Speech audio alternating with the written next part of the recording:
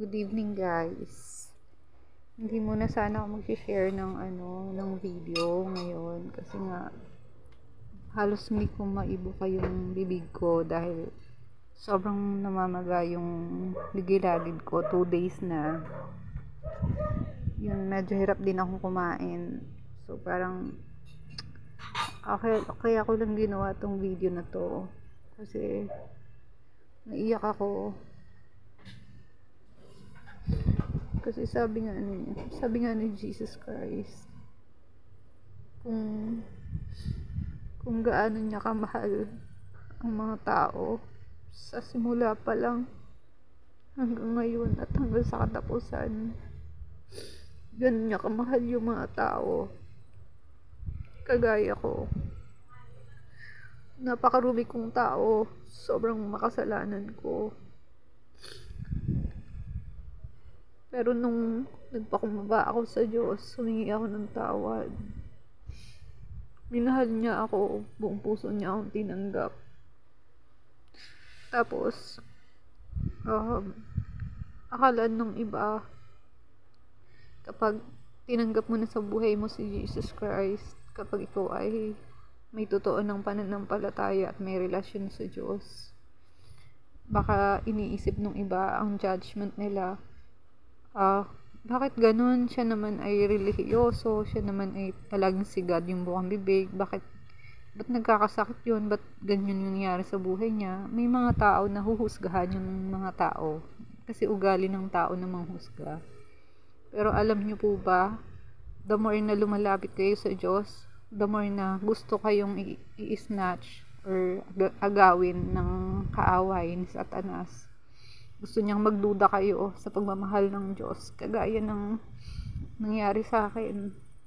Kasi ganito nga, kasalanan ko naman to, parang kumain ako ng fish cracker, sa sobrang bilis ko kumain, parang nasugat yung gums ko, tapos kinabukasan dun namaga na siya. So sobrang sakit, hanggang sa ulo ko sumasakit na siya. Tapos inisip ko, nagkaroon ako ng ganito ako kabad.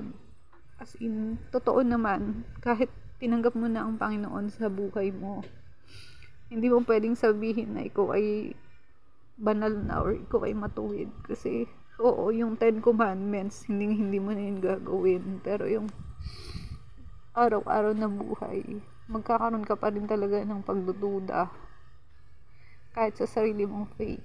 Iniisip ko, sa sobrang sama ng pakiramdam ko, sabi ko baka pinaparusahan pa rin ako ni God kasi baka may mali pa rin sa pamumuhay ko or baka kulang pa rin yung pananampalataya ko. So dumating ako sa ganung point.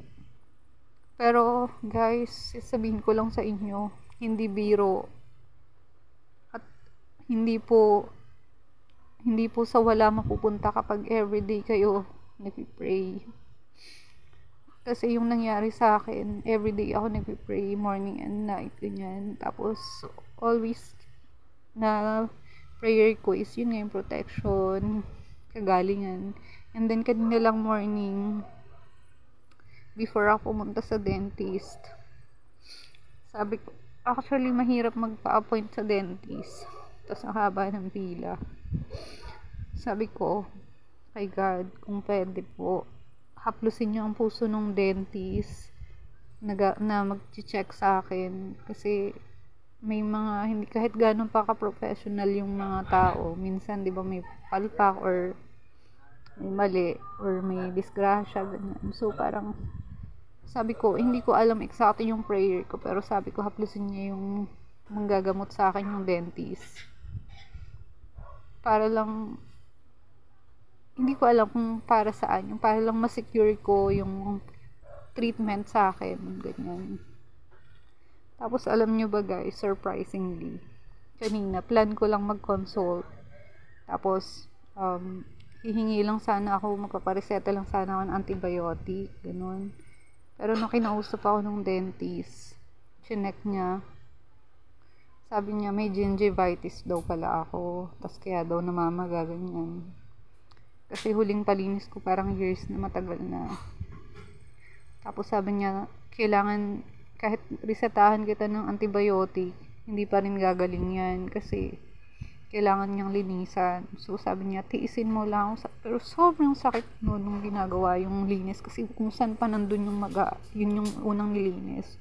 Pero syempre habang ginagawa yung nag-pray ako, talagang nanginginig ako sa sobrang sakit. Hindi ko nga maibuka, diba? Tapos bukang-buka na pagdating doon. Pero kitang-kita ko yung malasakit nung dentist. Tapos nung pagkatapos na ako linisan, basta for some reason, sobrang bait nung dentist. Sa dami ng patient niya, parang lunchtime pa yon, hindi pa siya kumakain or parang bago pa lang siya kakain, ganun. Sobrang yung treatment niya sa akin, parang ang bait-bait niya. Sabi niya sa akin, ano na lang, singilan na lang daw niya ako ng 500 muna. Next, balik ko na lang daw yung 1,000. So, 1,500. Ang nakakatuwa guys, kasi ang palinis ng ngipin is 1,300. Tapos yung consultation is 800. Hindi magkano yung 2,100, diba? So, natipid ko is 600 pesos. So, parang kaya I praise God kasi alam mo yun, yung akala mo may instance na akala mo hindi narinig ni God yung prayer mo.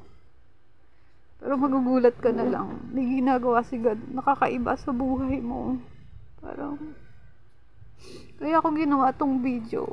Para ipakita sa inyo kung gano'ng kamapagmahal si God. Sabi niya nga dito sa Jeremiah, I have good plans for you. I don't plan to hurt you. I plan to give you hope and a good future. Sa totoo lang, guys, kapag ang isang bagay ay kunwari nasasaktan kayo, wala kayong kapayapaan, hindi yun galing kay God. Kasi ang gusto ni God sa mga tao, magandang kinabukasan, magandang plano ni God sa atin, yung bigyan tayo ng eternal life. Kaya nga, ganun na lang siguro. Hindi ko naman akalain na darating ako sa gantong point. Sa gantong point ng buhay ko na si God palagi yung bukang bibig ko. Kasi siguro dumaan na ako sa libis ng kamatayan. Yung buhay ko ngayon, para na lang kay God. Parang gusto kong ipagsigawan na totoo si God. Na yung prayer nyo, makapangyarihan ng prayer. Kasi nung halos mamatay din ako, nawala na ako sa sarili ko nun. Isang tawag ko lang kay God, kay Jesus Christ, dumating agad siya.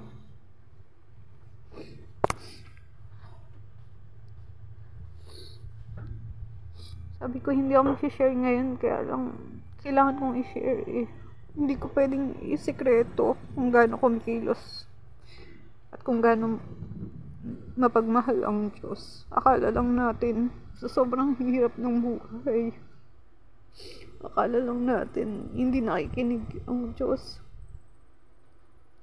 Pero yun pala, hanggang sa huling hininga natin, gusto niya kasama niya tayo, gusto niya maayos tayo.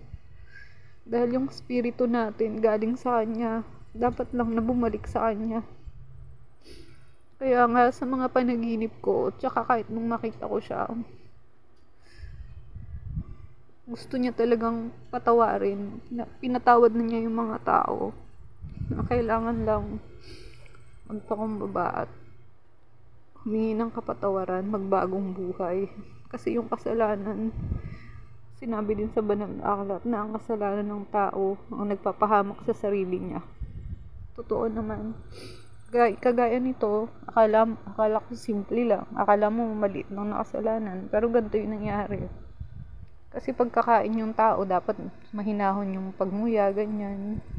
Pero, di ba parang may ugali tayong mga tao na akala may gutom na gutom, ganun. Yung, alam mo yung, ang gusto talaga ni God, maayos yung kilos natin, maayos yung salita natin. Hindi siya, guys, hindi siya banal-banalan.